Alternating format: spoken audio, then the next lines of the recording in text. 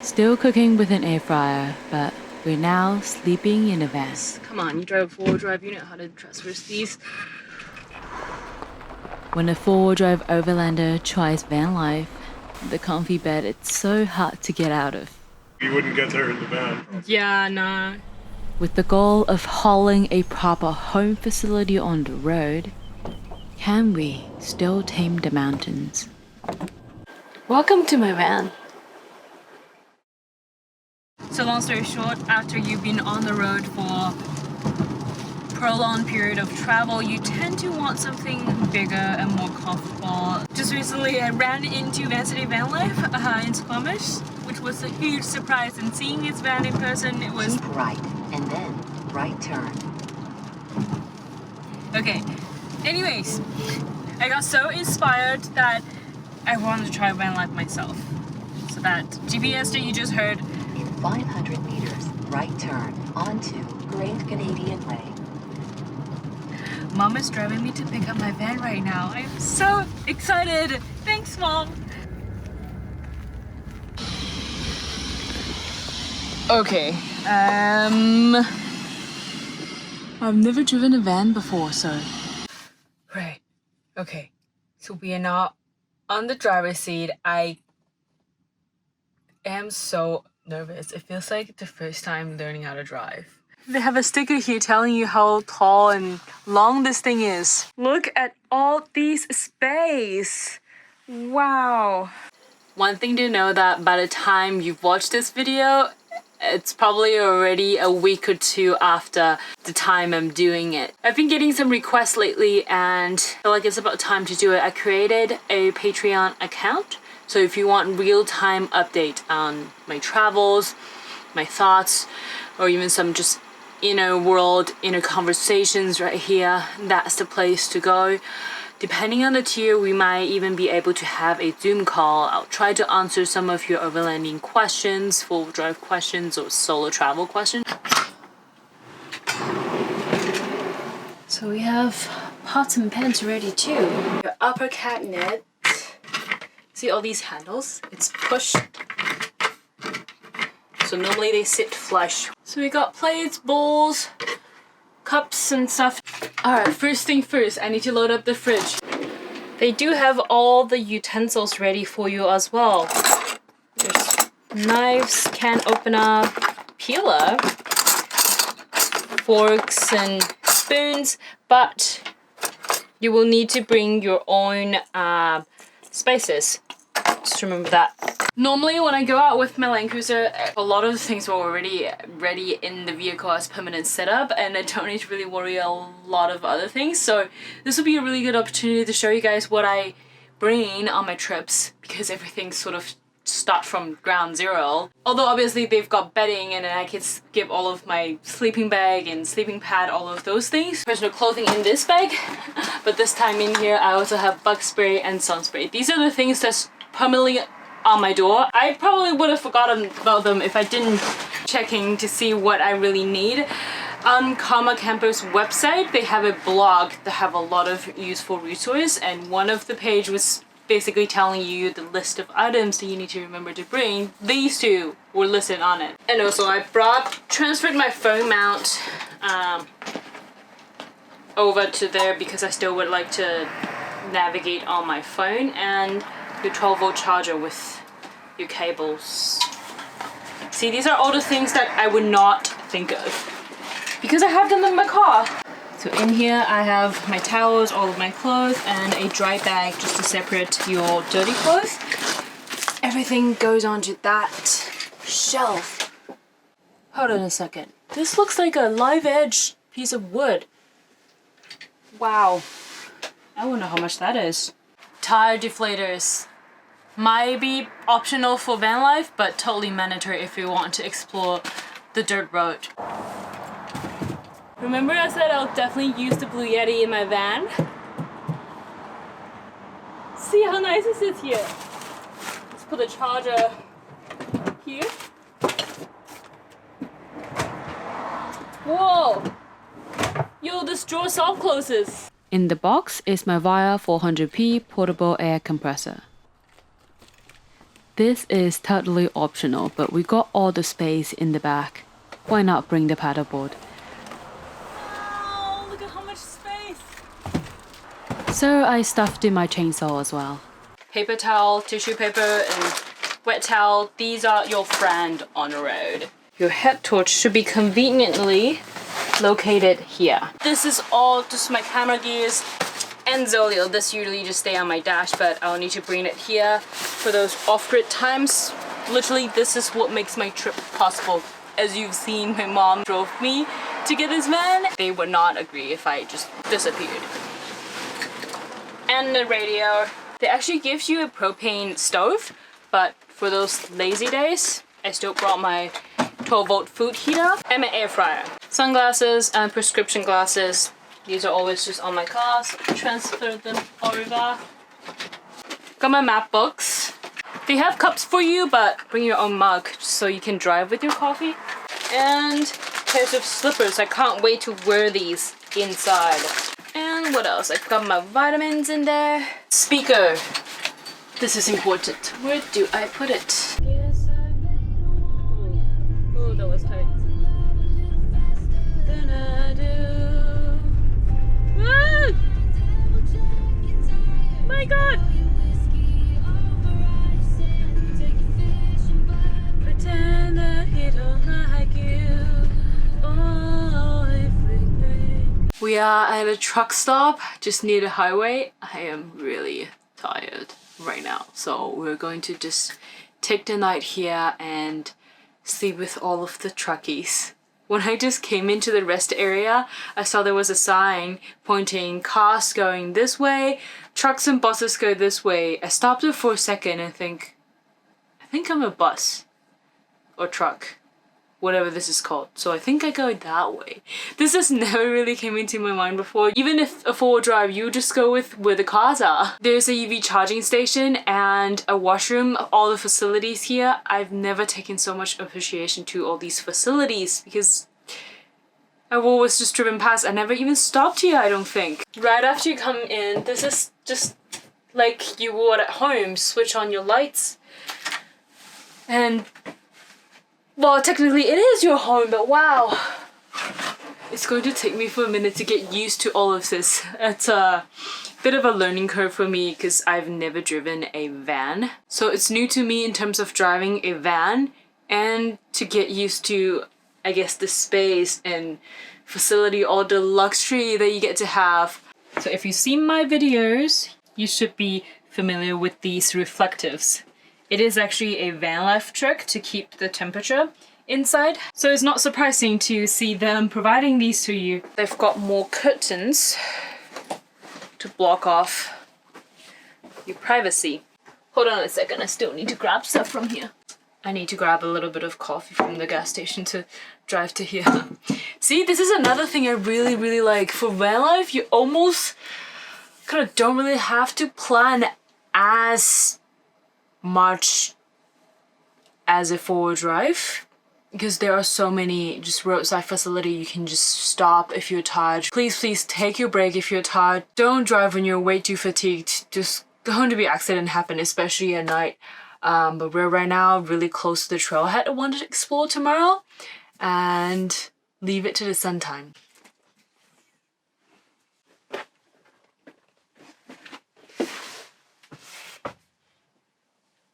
There we go.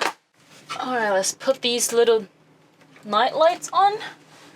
They give you two, but I reckon I only need one. Oh wow, how cool is that? Oh, so here's another switch to turn off this light. There's one at the door and one here. So yes, it's a rental. By the way, we got some new merch going. These are all photos I took at beautiful places I've been to, from Australia to Canada, because I always get a question of where is this? Where was that taken? So we got them all on the shirt with the rough location. This is in South Australia in the red dirt. It's actually a normal size t-shirt. I just cropped it to make it a crop top. But yeah, I am creating more selections in the store. We got hoodies and blankets as well. I'll put the link down below and go take a look. Grab some shirts. The quality is actually really nice. I ordered some samples just to see it for myself, and I wasn't sure how it will print the picture, but it's really, really detailed. If you're watching on YouTube browser, it should show up right under your video before my description section. It got a little cold last night. I didn't bring my heated 12-volt blanket, thinking it's gonna be summer soon, but who knows? It's been raining the whole night and it's still raining. It's supposed to be raining today as well.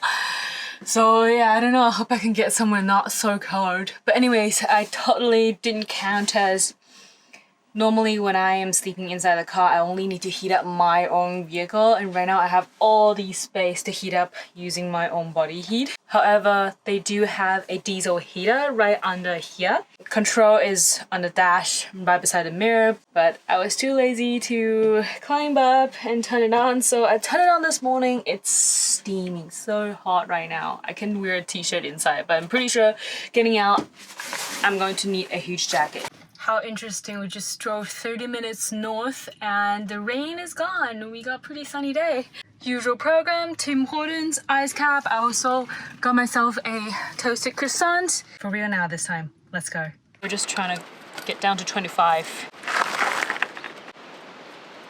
Everything okay? Yeah, I'm just trying to air down a bit so it's not that bumpy. Oh, okay. On top. Okay. This thing can loop back to the highway, right? It does. Way down the way there, yeah. Do you reckon I'll be fine without it now? You should be. I don't see anybody ever. I've never seen anybody do it. So. Ah, that's okay. Okay, so I think the environmental guy or whatever the truck that beside it came talked to me and said I should be okay without airing down, so I guess we'll skip it. I'd rather skip it than, you know, take more time. Where is my valve cap?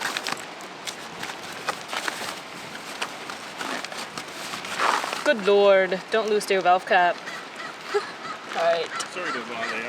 Oh. Again. I can give you my cell if you need, just in case. Sure. If you want. Thanks. You bet.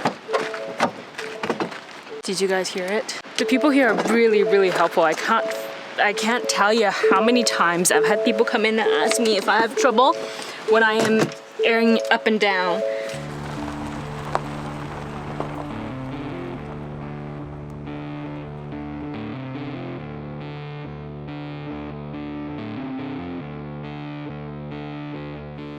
We are having a very slow progress in fixing up my Land Cruiser. So far, we got the speedometer issue fixed, AC fixed, but all the clunking and worn down parts in the suspension are still waiting on parts. So I take it as Pavement Princess for now. I'm kind of stuck in the city. It's getting to me a little bit. I want to get out, but maybe we can take this downtime to try something different. Something I've always wondered.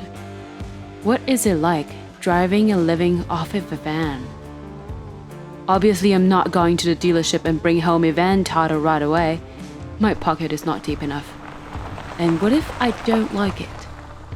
Hire an already built camper van seems to be the best option. I hope I can find some spot right on the legs. So narrow.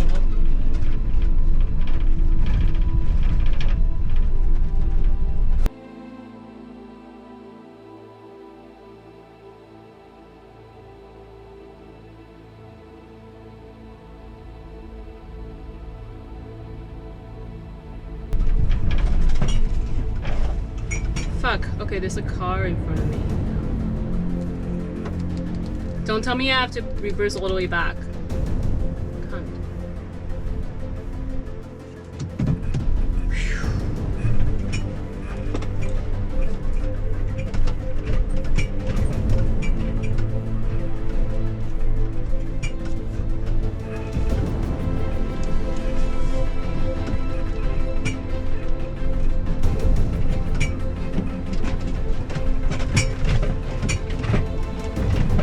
Thank God there's a reverse camera.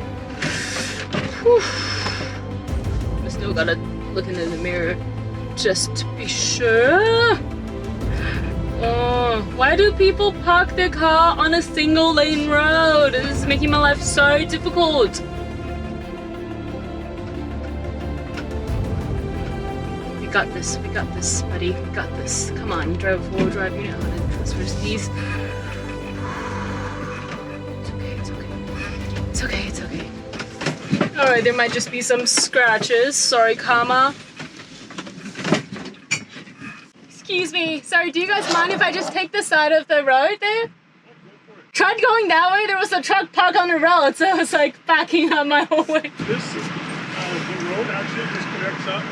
You can see. Yeah, it should be able to go through somewhere, but there's a truck parked in the road. It's a one lane. So I reversed all the way. Yeah. There's like another campsite later down there, right? And then there was a truck parked around the road. With that campsite probably. So I'm like, no, I gotta reverse it back. Yeah, they're not supposed to camp there.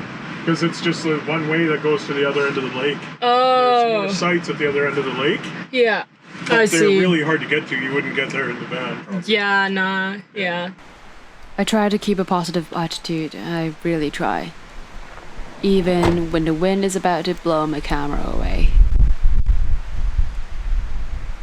Parked right on the edge. Lake right behind me, but I don't know if I will be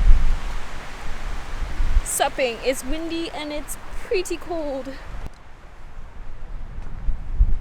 Finding trails accessible by van, this is a whole new learning process for me. I'm sort of learning it backwards, but it's very similar as if you would to start from ground zero, have no off-road experience at all. For me, I can't be like before with the 4-drive, you just basically pick a spot on the map and go. Normally you wouldn't get into too much trouble, but with a van we're this tall and this long, it can get a little intimidating. And the narrow trail situation we just had right there, I have to back up all the way. Nerve-wracking. When I just got a van, in my head I'm just like, oh my god, where do I go? I don't even know where I can park other than Walmart parking lot. But Karma Camper Van actually have a really good resource on their blog telling you some of the recommendations they have. And what I did, other than that, these paper map books, very useful in this situation. The pages in the back, they will have wreck sites listed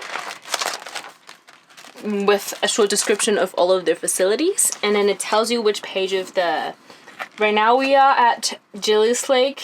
It tells you which page of the map it is on.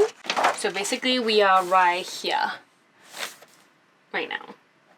I know it's controversial to expose your location, but we are at a wreck site recorded on the book, and it's 2-wheel drive accessible. And it's recorded on BC wreck site, I believe, on their website with full-on description of what sort of facility you have. So chill out, guys. Can't go really anywhere secret with this. Other than that, I also use Gaia to track all of my mapping. There is a layer for just BC only called Top Notch Navigation. Their layer gives you more precise detail of what the road condition is and when was the last time it got updated. Their latest updates tells you the wreck site condition. For example, we are right here. You can fish. There's also a boat launch, which is a good indicator for paddleboard, if weather allowed. There's a washroom facility and it's 2-wheel drive accessible, hence why I chose this location. I chose to go with mainly just the main FSRs, the big green line, just so that it's more safer to say. Whereas if you were to do a 4-wheel drive and try to explore the smaller route, you can sort of see the dates on here. Those purple ones are the smaller trails that haven't been updated lately, and it shows you the date that it was last updated. Here's 2017 February 24th. For the premium version of Gaia, you can load Backroad Mapbook into there, but it's not as detailed for BC as this map player. On top of that, when you just get into the van, you will see all these brochures. That's your vehicle checklist. All these brochures on this desk for you. A lot of them are along the way from Vancouver to Banff to Calgary. So this is one highlight that they offer is you can pick up your van from Vancouver, drive along the Thompson, pass through the Rockies, get to Banff, and then drop it off in Calgary and fly back if you don't want to the way back. And vice versa, you can do the reverse as well. If I had more time, I would definitely want to try this whole trail and just take in a van. Let's get some dinner cooking. So the water faucet is connected to the pump. You activate it through that red button there. And you have running water. It is actually spot prawn season, so why don't we take the luxury glamping to the whole level. You'll get a Coleman propane stove with the van, but it has to be used outdoor. It's pretty windy outside, so I'm going to stick with my air fryer. So I only seasoned the veggies, didn't season the spot prawn. The van has a 350 watt inverter AC output, enough to charge everything else, but not the 1000 watt air fryer. So my Blue Yeti AC 200p works wonder in this situation. Open the fan on top of the van and you're good to go. Ooh, look at that. I'll let it cool down a bit so I can peel it off. It's still early, but I spent the rest of the day inside, mostly to avoid the people and kids in this busy campsite, and of course, the wind. This is when a fully enclosed unit shines. I guess it's a compromise. When you're not capable to go to remote enough places to be alone, you at least have the option to stay alone inside, cozy and warm. I'm totally enjoying the space, the van myself, but I'm just trying to picture living here with another person 24/7. I don't know if I can do it. I mean, yes, it's quite a lot of space for me to walk around and sleep and whatnot, and yes, it is a 2-person bed. Karma has provided everything for 2-person use, 2 camp chairs, 2 seats, 2 sets of utensils and everything, but just looking at the space here, if just imagining every day walking around and maneuvering with another human being, I don't know. I am not tall, but I am definitely not skinny. I take up quite a bit of space, so yeah, I don't know. I had trouble getting up early. Worked well this time since by the time I got up, other campers had already left. Wind also died down so I could enjoy my morning coffee outside. Sure, I could live off just instant coffee, but there's a fresh pack of local coffee in the van, so why not try a fancy French press?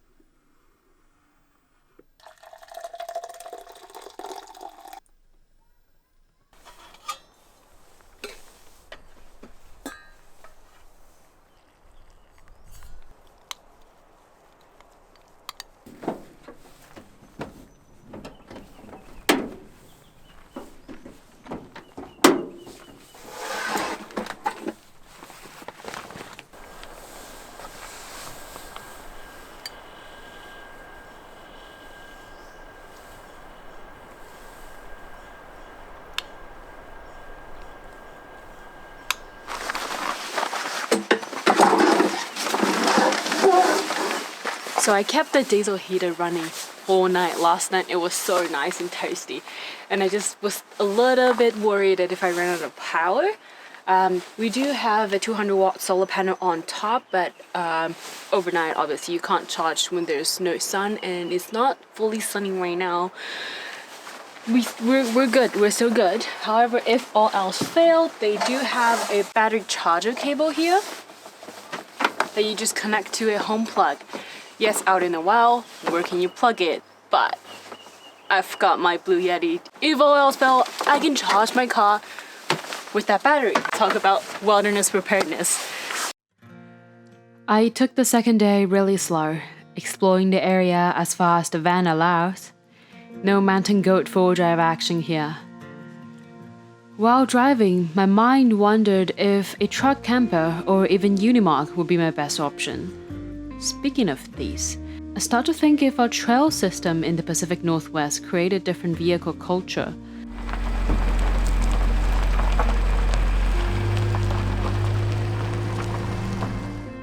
Trailer. Now that's some real skill. Alright. We'll patiently wait. We seem to have more narrow trails in the mountains. hence you rarely see big earth roamers around this side of the earth. However, there are quite a few in central US. Wide open roads in the desert may be more suitable for them. I guess we're stuck with the mountain goats here. That said, although I love the space and comfort in the van, I don't think I can settle with having this as my only vehicle. I always wondered what van life is like. Seeing them all over social media only feeds my curiosity. I can try to find an answer by talking to and asking van lifer. But in the end, those are their experience, not mine. Two person can do the exact same trip but have total different feelings. The only way to know for yourself is to try it once. It's been too long since I last explored a trail. Properly explore a trail. You know what I mean. The freedom in a capable four-wheel drive is second to none. I reckon once your heart has touched the wild, it can never be tamed again. And that's how four-wheel drive has impacted me. And again, this is my experience that I'm sharing with you all. Don't just take my words, or anyone's words for that matter. Try it for yourself. Rental service like Karma Camper Van made it possible for us to enjoy a vacation while gaining new understandings of ourselves. Anyways, I have to get back to the city tonight. It's Monday tomorrow. If you took a guess from my coverall outfit in the last video, here's the answer key. I enrolled in a summer school program to learn some skills. Guess what? A bachelor in business doesn't mean you've got skills, and an MBA only makes it redundant. So I deferred my master's after some thoughts, and took on something more fulfilling. Class starts at 7 AM tomorrow morning. F that. I'm going to just sleep in the parking lot and wake up at 6:55 and still be the first in school. Amazing how van life allows you to do that. You can literally be anywhere you want, closest to anywhere you need to be it the mountain or the city. So before we go to bed, I just want to say thank you to y'all for joining me this journey. Thanks to my mom for driving me to pick up this van and trusting me to come out by myself. Also, thanks to Chad from Living the Van Life. I've been asking him about van tips. He lives in his Sprinter van full-time down in the States. And he's been checking in on me the whole trip, making sure I'm, enjoying the van life and most importantly, didn't send the van into a ditch. Thank you. Makeup off. Time to sleep. And it's so comfy. Ugh. Thick mattress. Get up, dress up. Time to learn some skills. Because they allow pets, so maybe finally I can take fried chicken on a trip. Just kidding, I didn't pay for the pet fee, so... Where are you going? Look how excited she is.